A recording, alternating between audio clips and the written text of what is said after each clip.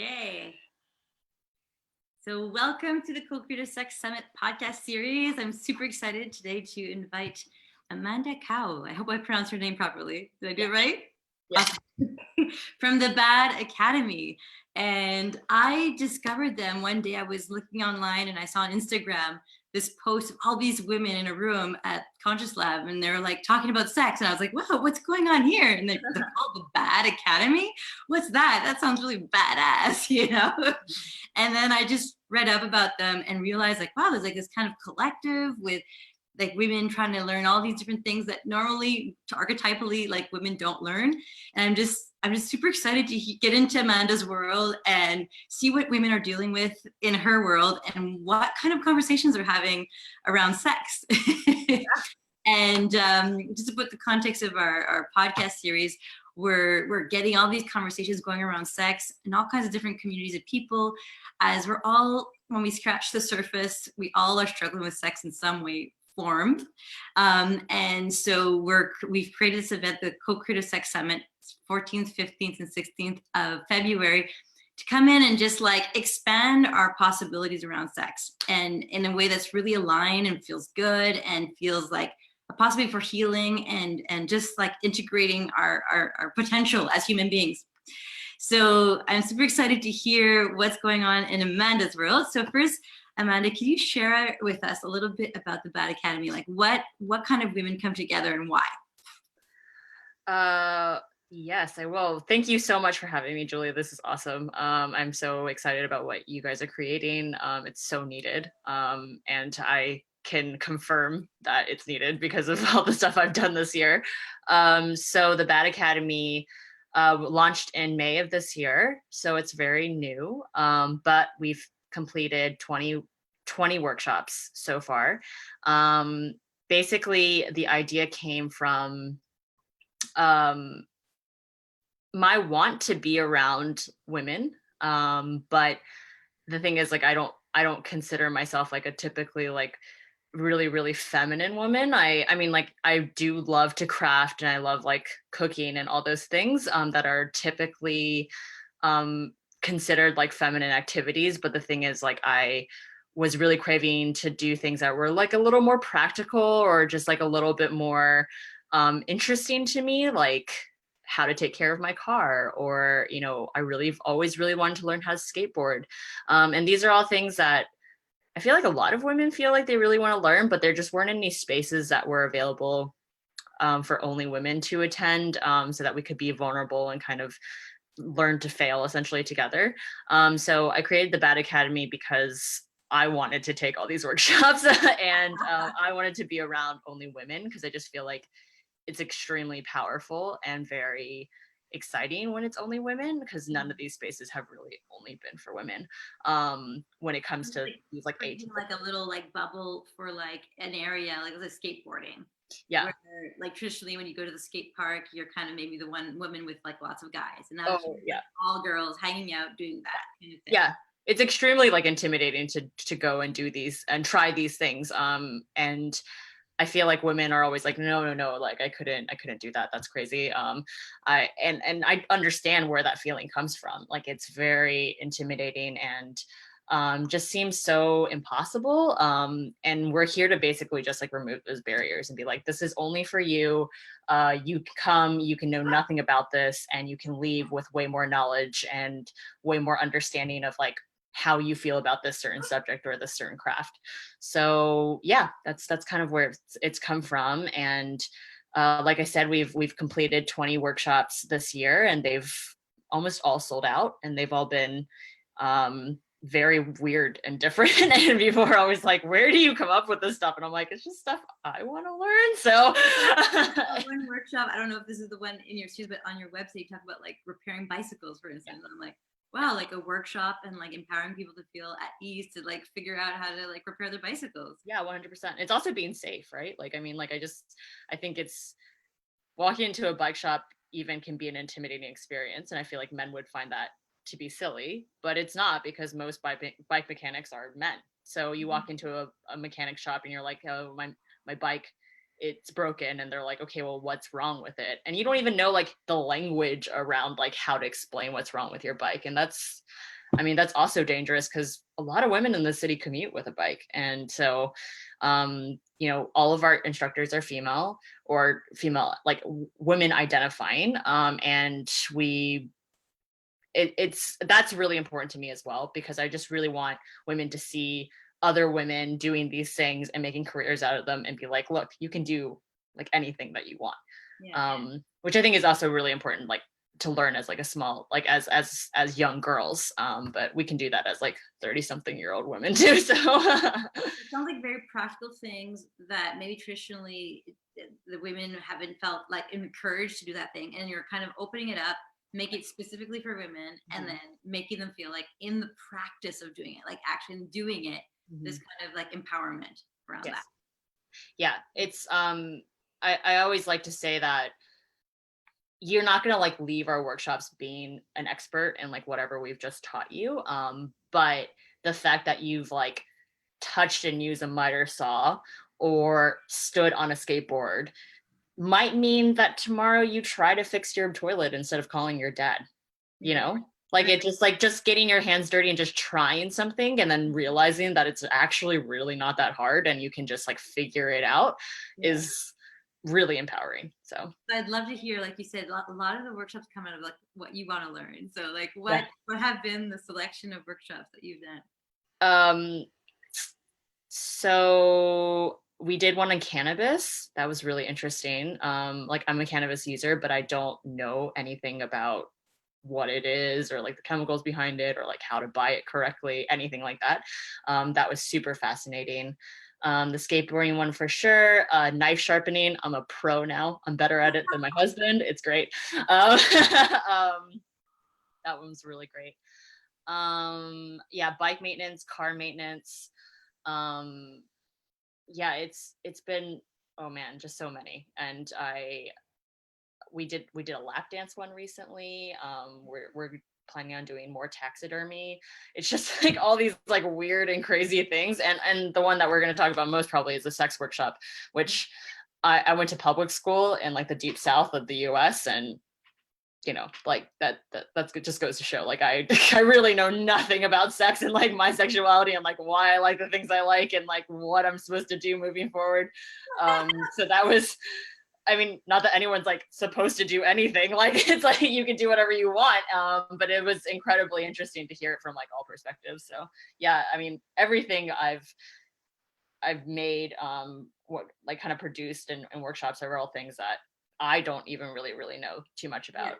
Probably the one that I know the most about is like the climbing. So I did like a climbing outdoors workshop, but that was, I had a certified guide like to teach that one and just assisted. So yeah. Cool. So before we dive into a little bit more of that sex conversation, like what in your life made you feel like you wanted to empower other women? Like why? Because there's many people doing many things in the world. Why did you choose that?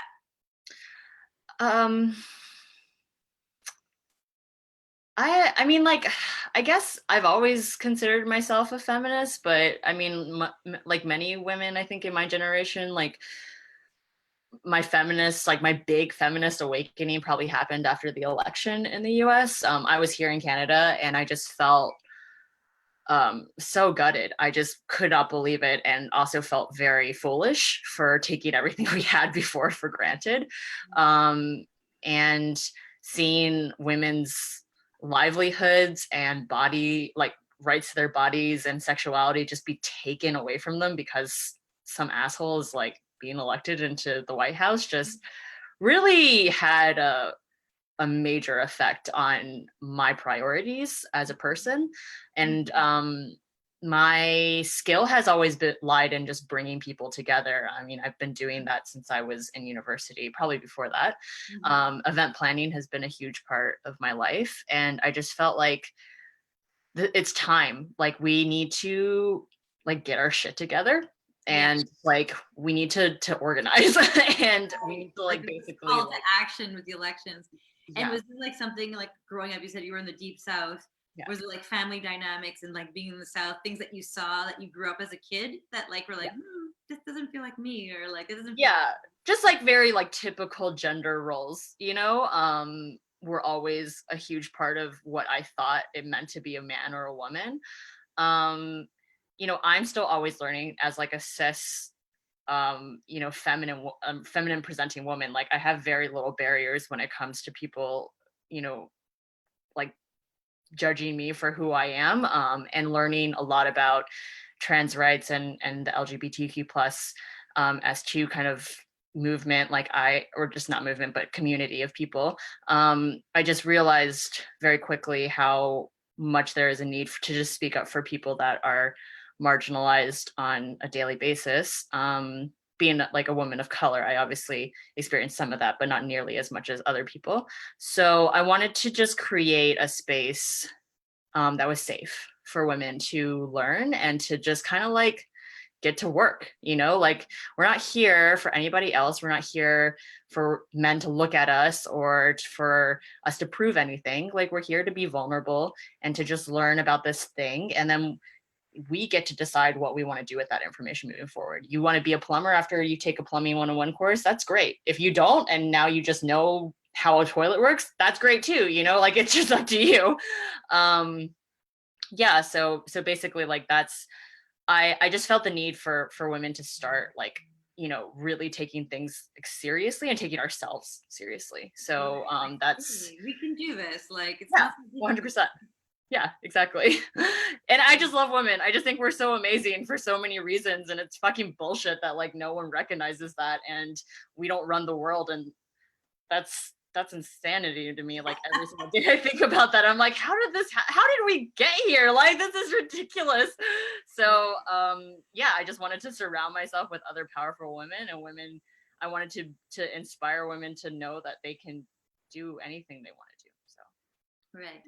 Okay, so let's go into the conversation around sex. So like what do you feel like in your community, like what is the big thing that people are dealing with around sexuality? oh. Well, my favorite book I think I've read in recent memory is Come As You Are. It's so good. It changed my whole life when it comes to my sex life. And I think a huge part of what that book kind of spoke to is that we all think we're like fucked up in some way when it comes to sex. And it's like everyone is just different, like we all have the same parts, but they're just arranged differently. It's like how she explains it. Yeah. And it's like just because you can only come from like clit stimulation, or you can only come from penetration, like that doesn't make you any different. Like like too wet, too dry, too big, too small, like it's just it's just all so, I don't know, it just doesn't make any sense that any of us feel self-conscious about that kind of stuff, because we're literally all different. Yeah, so just to add to that, I remember being on one of the islands up north, and there was this like nudist rock. There was the public beach, and then there's the nudist rock. And I remember going to check it out, and like everyone was like naked on this rock, and I was just like, wow, like everyone's so beautiful. Why are we so uptight about like a bit of too much fat here or this or that? And I was just like why? Yeah, why? It feels like a similar kind of like why? Yeah. I mean, I still struggle with that every day, like as a young girl, like I have a lot of like things in my head that just like I'm still dealing with and still trying to process about like my body image and my sexuality. But I think, yeah, one of the biggest things we're all struggling with is like, am I normal? And like, how do I find what's right for me? It's also like, I feel like we're living in a really wonderful time in sex where it's just becoming more like, I would like to think that society is just becoming more sex positive. And so that means like, you want to explore sex work, that's fine. Like if you want to be a cam girl, if you want to explore like polyamory, like any of these things, to some people sound crazy, but I just feel like in the bubble that I live in right now, like that it's not so crazy to even like say those things, which I find to be a really exciting and really I think it's going to really, really help people kind of open up when it comes to what they actually want. But yeah, I think it's, like I said before, it's sort of dealing with all these like preconceived notions in their head about what sexuality is and what we want, and then also figuring out what it is we want, because it just seems unsafe. And you know, women have always been told like, oh, protect yourself and like protect your sexuality, like it's like the only thing that you have of value is like your virginity. And then once you're like not a virgin anymore, you're like, well, fuck, like I don't think I have anything else to offer.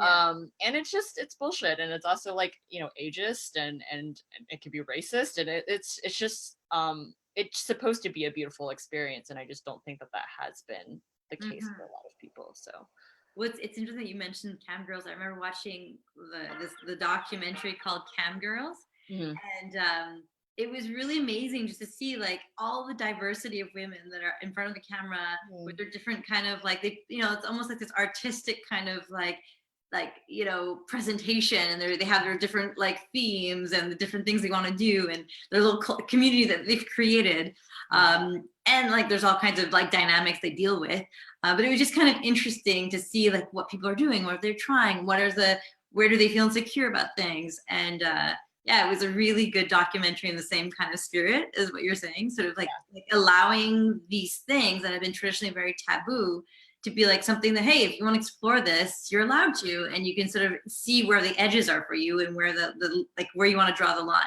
kind of. Yeah, I mean, it's just, I feel like the industry has kind of blown up, like you can do anything in sex and it's considered sex work. Like cam girls, like I would say it's quite safe in terms of, or I mean, like, not that I know from experience, but it's like that wasn't a thing before the internet. Like that wasn't like, you know, it was quite unsafe. Like you would have to be with people like in the same room, and like you didn't really know what was happening. And I feel like there are so many more options these days when it comes to like working in sex. So yeah. So was there a whole conversation around like sex work in your workshops? Like, is that something you guys talked about? Yeah. So just to give you kind of an outline of what the workshop was like, we had it broken out into 3 sections. So the introduction was led by Nicole Hodges of Girls Who Say Fuck. It's like she's amazing, and she just wrote a book about orgasms called Oh, the Places You'll Go, and it's yeah, it's like written and designed and illustrated in the vein of Dr. Seuss about orgasms. It's pretty that really sounds familiar for some reason. Yeah. Actually, you should talk to her. Yeah, so we did already met her. Like, it sounds so familiar. That yeah, I'm sure you've seen it. It's pretty amazing. Yeah, so she collaborated with me on this workshop. And so the first part of the workshop, we had all the women that were in attendance write a erotic short story, just to see, like, just to kind of like lighten just get people like really into it, because there are a lot of people there that like super nervous like to even be there, and I could tell.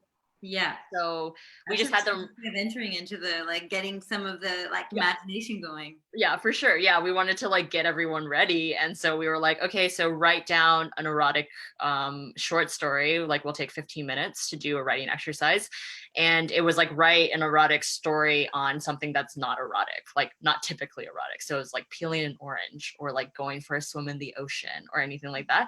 It was amazing. I was like, you should all be erotic novelists. Like, this is incredible. Like, it was just so fun. And we had people share. It has that kind of almost poetic quality to it. Yeah, it was great. And I think people really enjoyed it. I'm like, sorry that I didn't like get copies of all of those, but it was like for everyone to keep. Obviously, like I wanted them to like, and I wanted them to like know that they had that in their back pocket as like a way to kind of explore their sexuality and creativity, because those things go really hand in hand. Yeah, so that was the first part. The second part was that we interviewed a sex worker that works here in Vancouver, and her name is Danny Nandu, and she's a stripper, and she also works in sex. So she has a podcast called 50 Plus a Tip, where she talks to other sex workers and kind of talks about her experiences as a sex worker. Right. She also was the instructor for my lap dance 101 class. Wow. And she's like a very, very smart and like sarcastic person, which is like some of my favorite people. So we interviewed her and kind of like did like an ask anything kind of thing.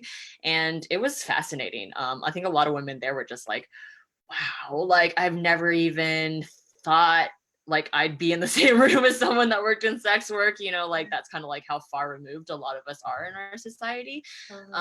And she's like an open book. She's like, I'll share anything, like my kinks, like the weirdest sex thing that's ever happened to me, like, you know, what it's like to be in industry, what it's like, you know, how hard it is, how easy it is, like whatever. And she shared so much, and we were so grateful to have her there.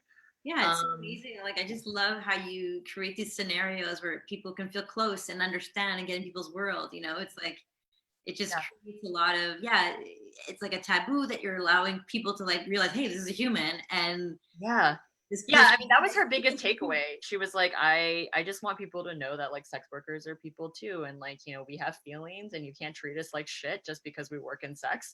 And I think even women that came to this workshop who are probably sex positive were like blown away by like what she had to say, because it just came straight out of her mouth. You know, she's like, I've been working in this industry for years, like I know what I'm talking about.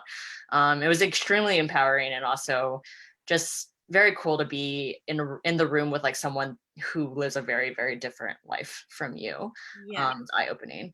And the third part was that we interviewed Ashley Corbell, who is a sexologist, and we did like everyone put questions into a fishbowl, and she just like took out questions and like answered them, and did a very like rudimentary like anatomy lesson on just like what's going on down there, because like it's like we never looked down there. We like, I don't know, like in sex ed class, like I don't know about anyone else, but like I hardly learned anything about my parts. And what are the parts that create pleasure? What are the parts that don't? don't? I know, it's crazy.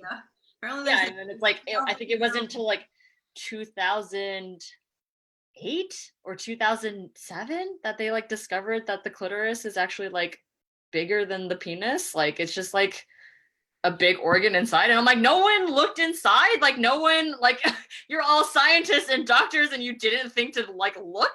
And it actually becomes erect, you know. Like, everyone in the room was like shocked. I mean, I think a lot of women knew that was a thing, but at the same time, the people that didn't know, we were just like, this is how bad it is for women, like in like our sexuality and stuff. It's suppressed in a way that like we don't even realize. Like the scientific knowledge is still being explored. And it's just like, because like no one cared enough to know like women's pleasure.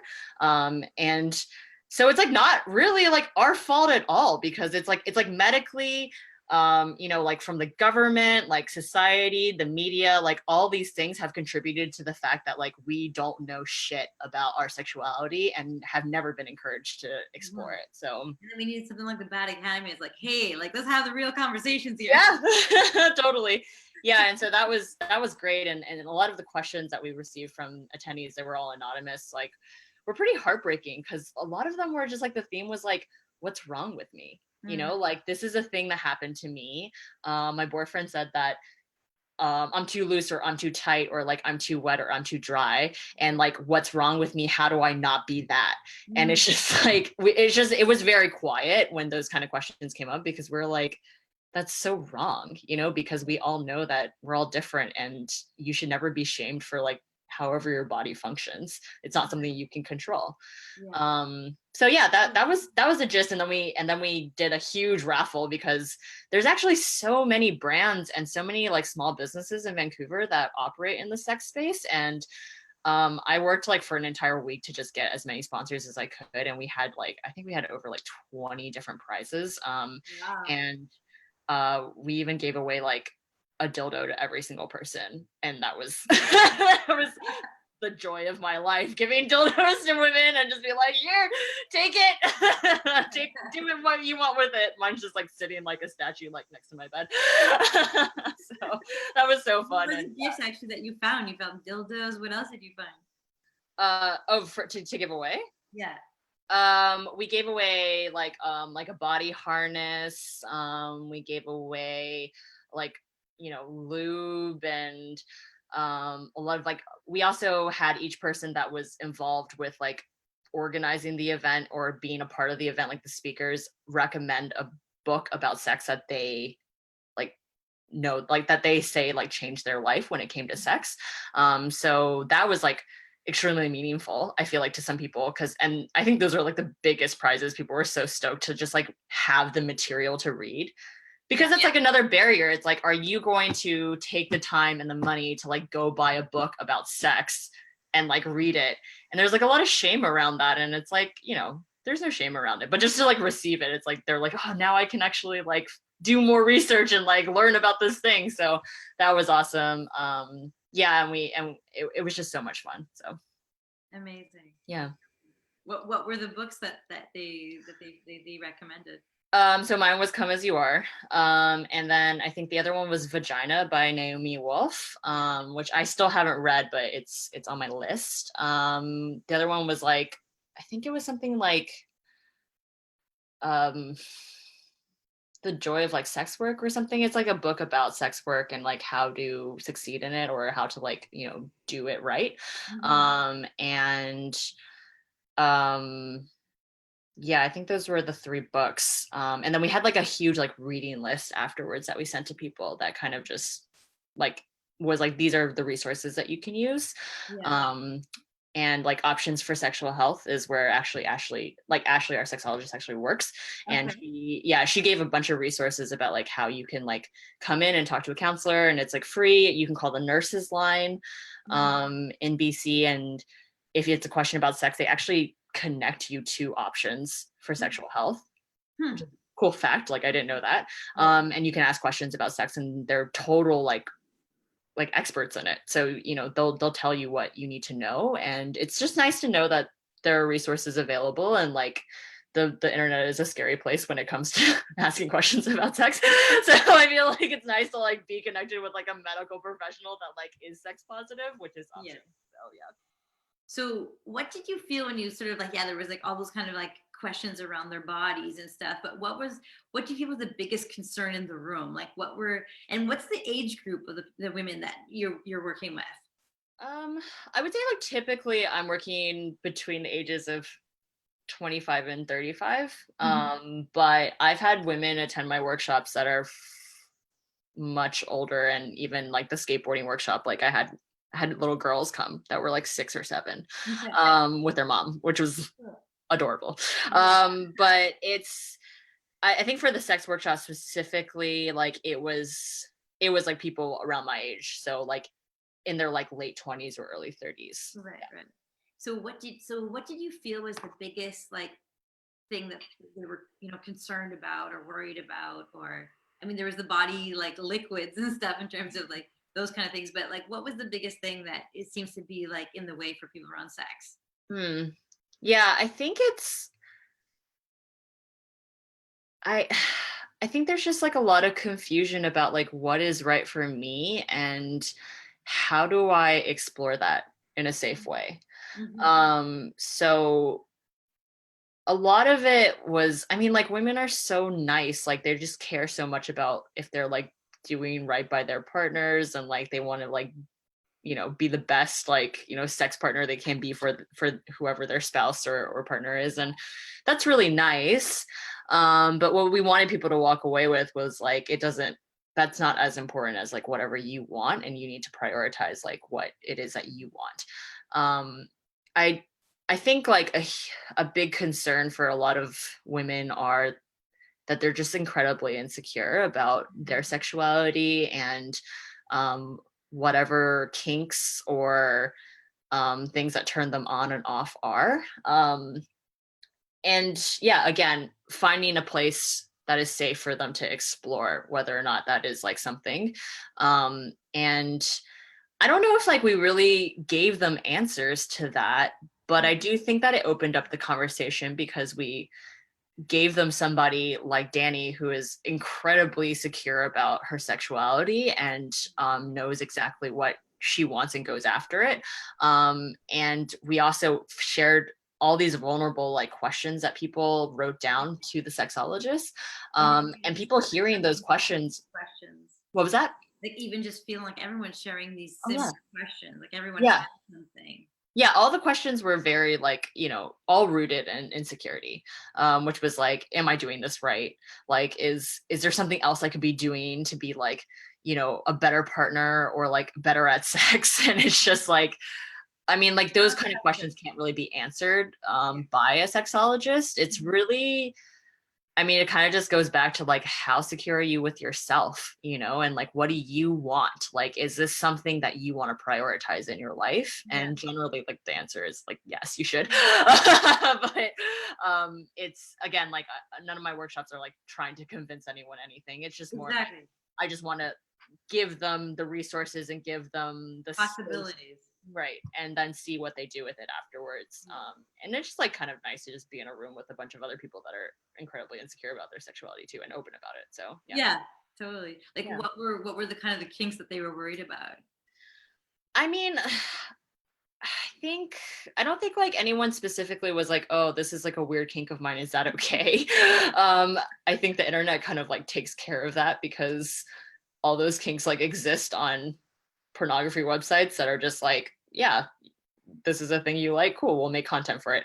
I think what we kind of tried to push was that kinks are okay and totally normal, and you just want to find someone that is okay exploring those with you. Like Danny is very open about her kinks, and she has a partner, and she really loves I think they call it free bleeding, where you essentially like cut the other person, and I think a lot of people were like, whoa, that's intense. But it's video of that. yeah, I mean, it could be pretty unsafe, like if you're not like careful about it. And she's totally aware of that. But hearing her story about like how she kind of brought it up with her partner, and like he had never done it before, so but he wanted to like, you know, try, kind of like I think gave people some hope about like, you just because something's like crazy but turns you on doesn't mean that it's wrong. Taboo doesn't mean that it's wrong and that you shouldn't do it. Like you shouldn't suppress like your sexuality just because that's like something you're into, unless it hurts other people like in a way that's not, they don't consent for. So so where do you want to take the kind of conversation on sex in the future? Do you want to have other workshops on sex, and like what would be the areas you'd like to dive in? Yeah, I think like what me and Nicole decided was that it was such a wonderful workshop, but there was just so much that we could have talked about that we just didn't because we didn't have time. I think the workshop ran like 3 or 4 hours, which was already like really long. So we were thinking it might be kind of cool to do some kind of like retreat, like sex retreat, where we do like exercises and kind of like bring people through really trying to learn about their own sexuality and be comfortable in their own skin. So I think there is an opportunity to explore the perspective of women who, when it comes to reproduction, and the right, like people's options when it comes to that. So I'm thinking I might want to do a series on what it's like to be a woman that has decided that they don't want to have children in this day and age. Just because I think that a lot of women are debating that right now, and there's a lot of shame around that. What does that look like? And like, how can you live your life like dealing with a bunch of really annoying people asking you like, why aren't you having kids? Or dealing with the workshop where the women published a book on this theme. I'll have to put you in touch with her. Yeah, that's perfect. Yeah, exactly. Like, I mean, it's hard to tell people that, and also sometimes it's difficult because like you might be with a partner that feels differently, right? And how do you deal with that? There's also shame around having kids, right? Like, I mean, I'm a huge environmentalist, and the environmental impact of having a child is incredibly high. So I guess, yeah, I want to have like a workshop maybe around that theme, so like pre-baby. And then I want to have a workshop around like what it's like to have a baby, and like this like sex around like reproduction, because I just feel like I don't know because like it's not my personal experience, but like having sex to have a kid can probably be like extremely stressful, and you know, no one really knows anything about, you know, the fact that like 1 in 3 pregnancies results in a miscarriage. Like, I don't think a lot of women know that, which is awful because there's so much shame around having miscarriages. And then I wanted to do like a post baby one, which is like what happens after, what happens to your parts after, and what is like postpartum, and what is menopause. You know, these are all things that we don't know anything about, and I know nothing about menopause, which is horrifying because like I'm going to go through that eventually. We all are going to go through that eventually. And no one wants to talk about it. So like, I want people to talk about that. I don't know if that's like really about sex. It is like, it's related to sex. But like different phases and different dynamics that are bringing into your life as a woman, and then how you're dealing with sex with that. Totally. Yeah. And I think like just having like maybe diving into those, like the sex workshop that we had, like 3 parts, like we could dive more into those 3 parts, like creativity and sex, what it's like to be in sex work, how to get into sex work in a safe way. And also, you know, like just like more like technical, like anatomy, like, you know, practical stuff, like how to have sex, like, you know, what to do in these scenarios, like what are diseases you can, you know, have, like what kinks are out there, how do you explore these, where are the resources, like these are all conversations that squirt. Yeah, how does this work? I don't even know. No, it's great. Like, I really love your combination of like your inquiry around, you know, trying to create a kind of environment where it's much more free, going beyond maybe some of the limiting ways we've operated around the topics. But then you also really want to give people, like, empower people with skills and like a possibility of exploring and testing it out and trying it out, and having experts that, you know, people can ask questions to and feel like, oh, like just kind of slowly feel more at ease with the idea of it. Like, you know, the idea of sex work has been so epically long, like sort of traditionally this thing that's like you say, like not accessible, that's shamed upon. It's like only a certain type of women do that. And then, but the reality is completely different out there. So just making it, demystifying stuff and making it like way more, like just feeling empowered with these ideas. Yeah, removing all barriers, essentially. Like, I just want to make it as easy as possible for people to have access to information, like trusted information. And like, I'm incredibly just honored that people even trust me to like produce these events and give them like this information. Like, I do my best to like, you know, vet and try to like bring the best people to my workshops to instruct them. But it's extremely meaningful to know that they're wanting to spend their hard-earned money on like art workshops. So yeah. What has been throughout the whole 20 series, like what was your favorite workshop?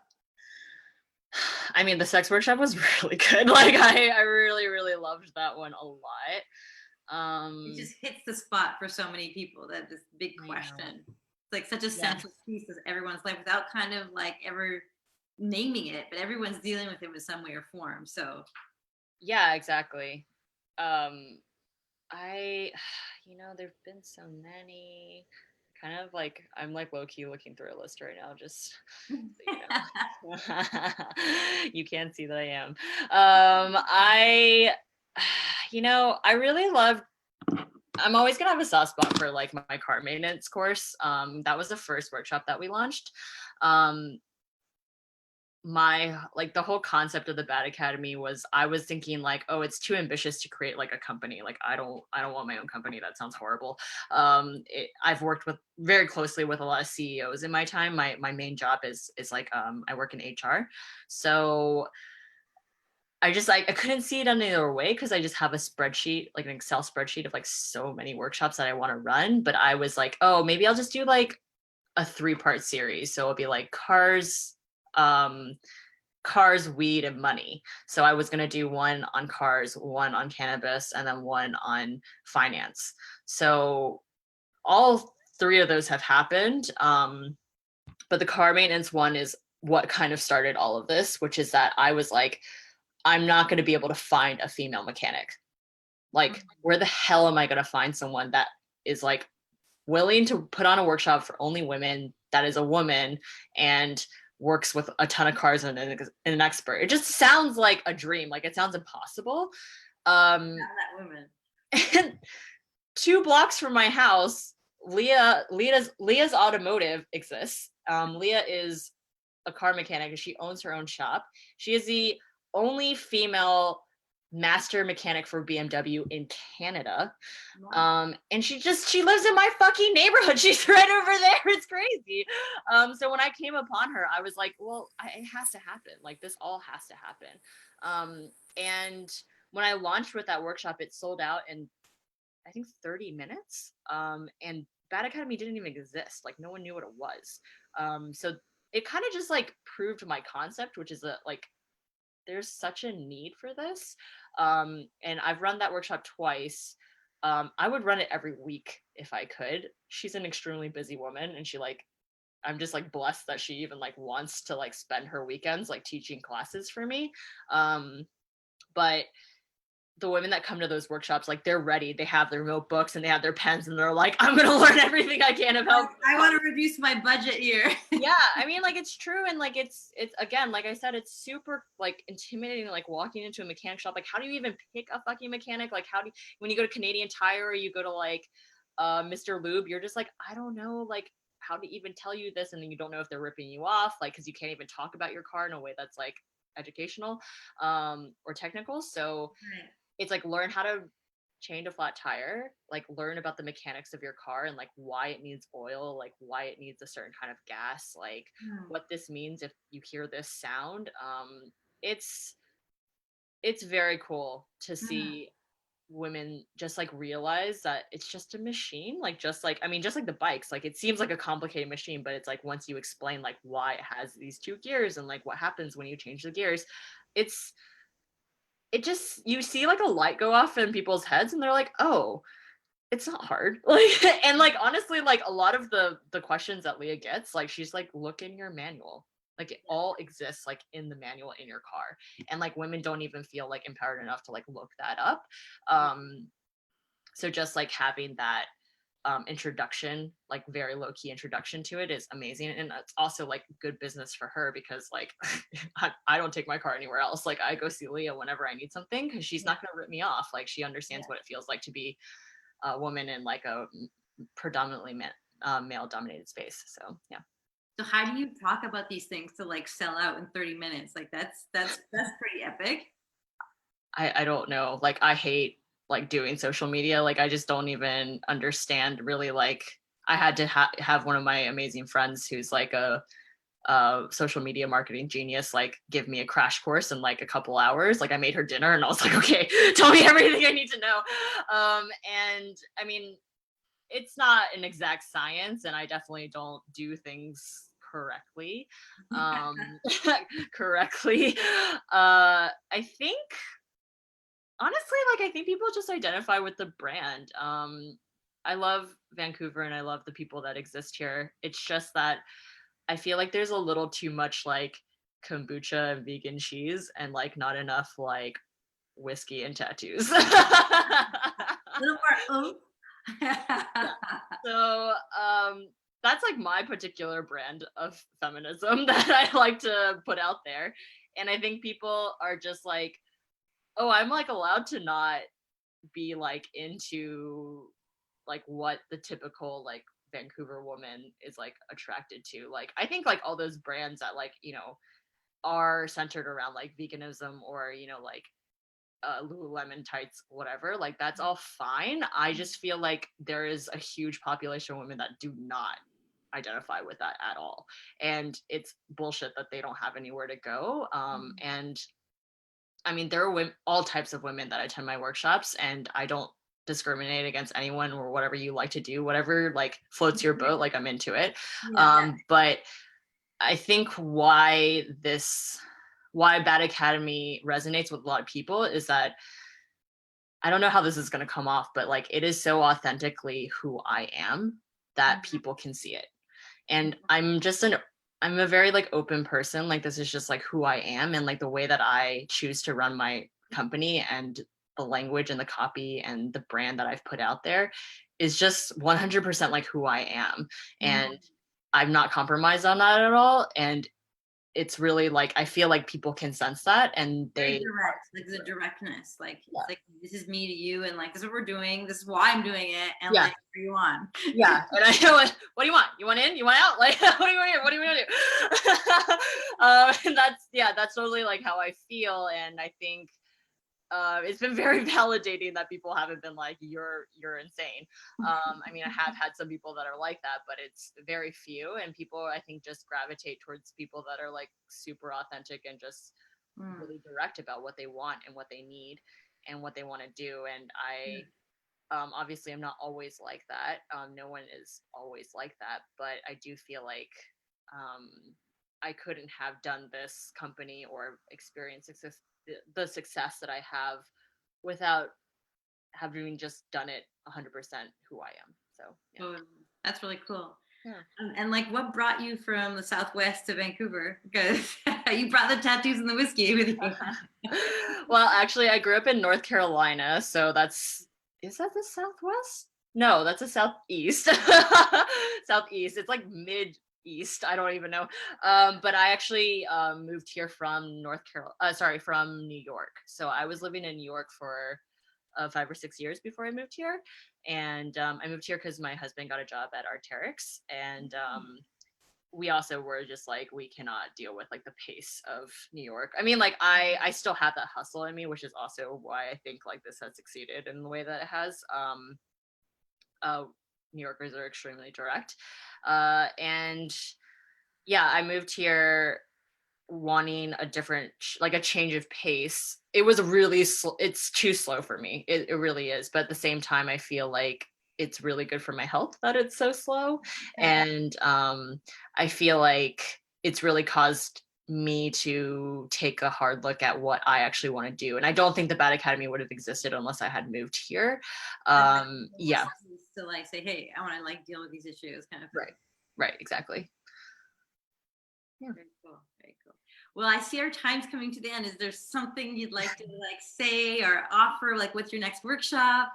Ooh, yeah. So I'm taking a break, which is not really a break, to be honest. Like the last workshop that we had was back in November, and it was small business finance.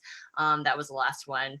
That was like probably the most like sobering workshop that we've had. It wasn't very fun. Like it was, I mean, like Maddie who taught it is amazing, and she did a wonderful job with her presentation, but it was like a lot of like very stressed out women like in her room being like, what do I do? Like what am I doing with my business?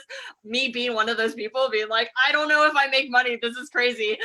And taxes and all that really, really horrible stuff. So anyway, I decided that I wanted to like take December to sort of like reflect on what's happened and what I want to do and set an intention for next year.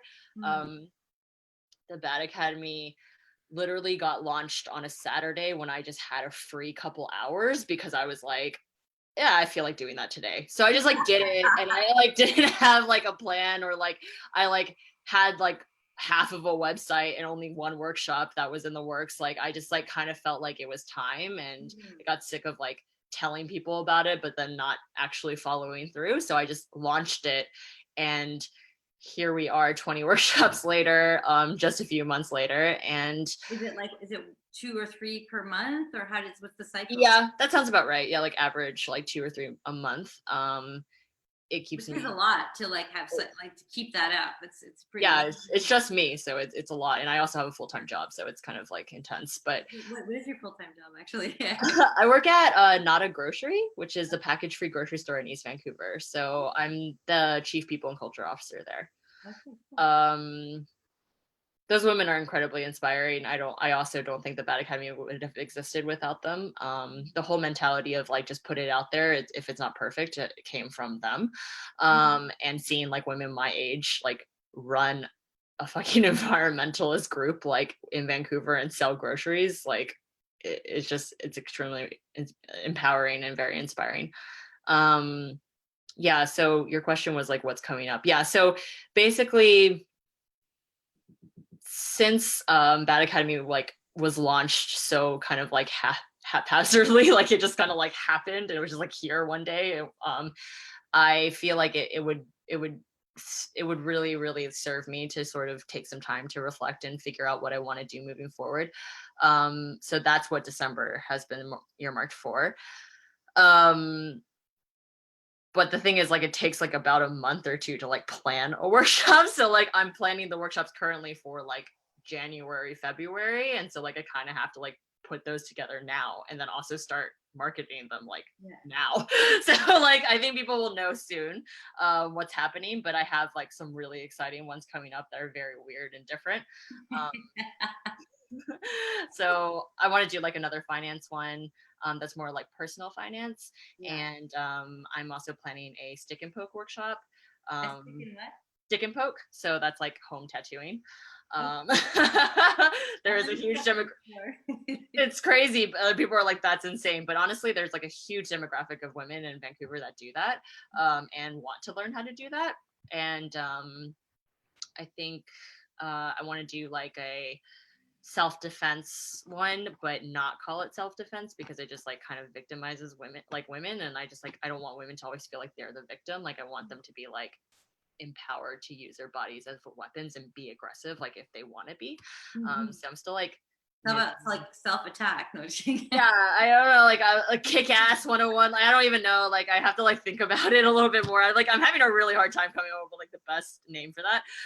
But yeah, those are like kind of the ones, and then repeats of like the ones that we've done in the past because like they've been really popular, and I get a lot of requests like, when are you going to do this one again? When are you going to do this one again? Like I'm always like so grateful for the instructors for taking the time to do what they do. And as a result, like I think they've all had positive experiences, hopefully, with the Bad Academy. And I want to like continue those relationships. So like I'll probably do a lot more like bike maintenance and like the knife sharpening and car maintenance classes. Do you do them all at the same place or kind of all over town? They're all over town. So like, I mean, Jenna, who runs ConsciousLab, like she's always been such a huge resource for me when it comes to like letting me use her gorgeous space. Like it is such a beautiful space. So I always like go to her if I really, really want like to do a workshop. And she's always so responsive. I'm very grateful for that. But I'm always kind of scoping out different places. It's quite expensive to like rent spaces in Vancouver. So I try my best to like figure out a way to make it work. But yeah, like luckily, like a lot of the crafts that we do, like knife sharpening, can only like happen in the store, the knife store that it happens at, or the car maintenance one happens at her shop. So so that's kind of cool. It gives it also like a sort of focus on their work, so it can bring business for them as well, and for them. Yeah, 100%. Like I want women to know more about their money, but also like invest in other women, and like we should all just like be like using our money in a way to support each other. And I think that's that's really great. So is there one last statement you like to say about sex for the people listening to us? Like, is there something you that really is important to you? Sorry, I think it froze for a second. Did you hear me now? Yeah. So I said, is there anything that you'd really like the audience that's listening to us today, what about something around sex, like something that you really is important to you about sex?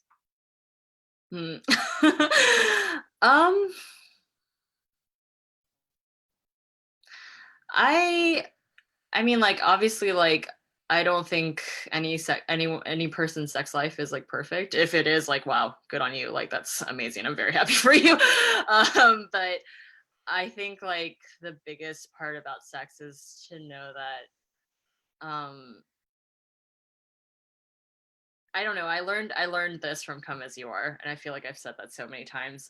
It's been one of the biggest resources when it comes to me learning more about my sexuality. But I really, really think that it's so important to not only explore your turn-ons, but also like your turn-offs. Like turning off the offs before you turn on the ons is like so important. And I never realized that was actually a huge contributor to like any kind of like barrier I've had to enjoying sex. And the second one is just there's nothing wrong with you. Like, there's nothing wrong with you. Like, you are who you are. You're unique. You're amazing. And I feel like when it comes to sex, like, it's such a beautiful thing, and it shouldn't be something that you're ashamed of. And there is a community out there for you, and there is help for you. You just have to like look in the right places. And people like you that are creating these amazing events like are going to help people like realize that. And I think women especially need like a lot of support in that. So Just to like for just get a bit more into that idea of like, you know, the turnoffs, like can you just give a little example like what it is, so that yeah, I mean, like I don't know, something silly, like, I mean, if you really don't like having like sex in the morning or something, I don't know, and like but you just have sex in the morning because it's like when you have time, like that's kind of shitty because you're like selling yourself short and you're not like getting what you want, you know? Like if like you're most turned on and like most horny at night, then like that's when you should probably have sex, and that's when you deserve to have sex. So like you deserve to figure that out and to like make things work around that, like prioritizing the things that turn you on the most, and also like silencing and kind of like slowing down on the things that don't turn you on is so important, you know? Like, and if there's something that your partner is doing that like makes you super uncomfortable, like speak up about it, you know? Also like stop faking orgasms. Like we need to all stop, like cut that shit out. Like that's not okay. Like, you know, and I mean like even I struggle with that. Like I mean like it's a compulsion, I feel like, for a lot of women my age. I think women everywhere actually, probably a lot of women older than me even feel the need to do that. Like it's not a performance, like you're there also to like have an experience. Oh, and that actually reminds me, where like pleasure is the measure, like that's such a huge thing. Like when that was told to me, I was like, oh shit, that's so true. Like we're trying so hard to just like ejaculate and just be like, okay, it's done, like, you know, like we finished sex, check it off the list. Like it's, I mean, the like sex is not, the goal isn't to just like get off, like, you know, like whatever, like the experience of sex is supposed to be enjoyable. It's not supposed to be a chore. It's not supposed to be something that makes you tired or doesn't feed your soul. It's supposed to do like the opposite of that. And I just feel like people don't realize that, you know, and that you can totally have sex and not orgasm and it still be like a beautiful experience. So yeah. Well, thank you so much. It was so like full of life and inspiring hear you speak, and just like just the range of like all these different topics, and like how you're exploring those zones and empowering women. It's just like it's really fun. You know, I can so see, like I'm like, okay, well, I'll go to your next workshop. It sounds so You're totally welcome. Actually, you probably like come to the next sex workshop, whatever that's gonna look like. So awesome. Cool. Well, thank you so much for taking the time with us. It was like it was just really inspiring, and I'm sure I'll be in touch with you for some more questions and more like conversations. So yeah, absolutely. Thanks so much, Julie. That was so much fun. Thank you. Okay, take care. Yeah, bye. Thanks.